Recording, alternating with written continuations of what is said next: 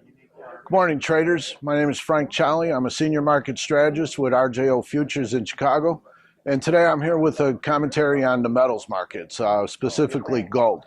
And today is the big day everybody's been waiting for, the Fed announcement, to be followed by a press conference with some Q&A, which may be more important than the announcement itself. In the outside markets, it's rather quiet, awaiting the announcement. The dollar's up 80, 90 ticks.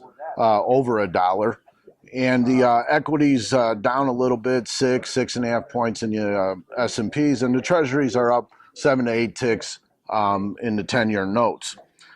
April gold's trading steady around $1,146 an ounce.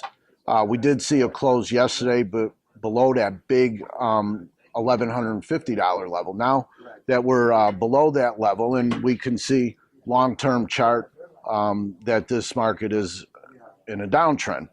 Any bounces in that market off the Fed announcement, I would expect, to run into some good resistance up around 1175, and the market's likely to be sold. So the only thing that I'm looking for today is, like everybody else, they're talking about removing this word patient from the language. And I guess that would be the only surprise, is if they didn't remove that language. So they removed that language. Everybody expects that. It's kind of priced into the market, and nothing fundamentally has changed here. The dollar remains in charge, and we will continue, in my opinion, to see that pressure gold prices lower. There's a lot of technical weakness here, again below 1150. Probably go and test the November low around 1130, 1132.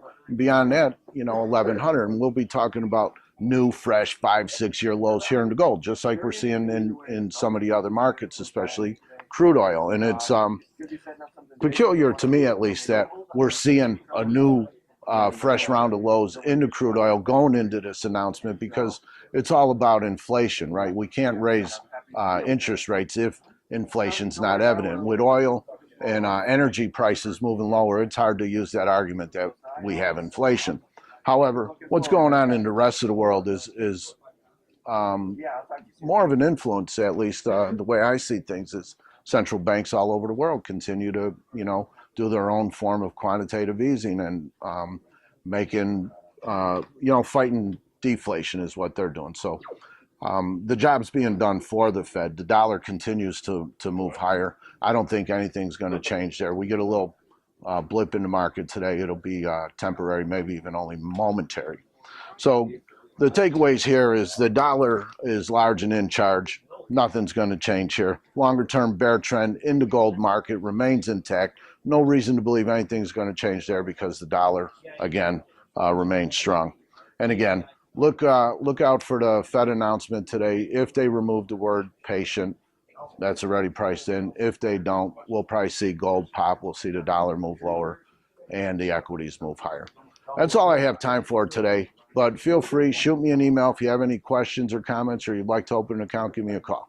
Thank you. And as always, remember that trading commodity futures or options on futures involves substantial risk of loss and is not suitable for everyone.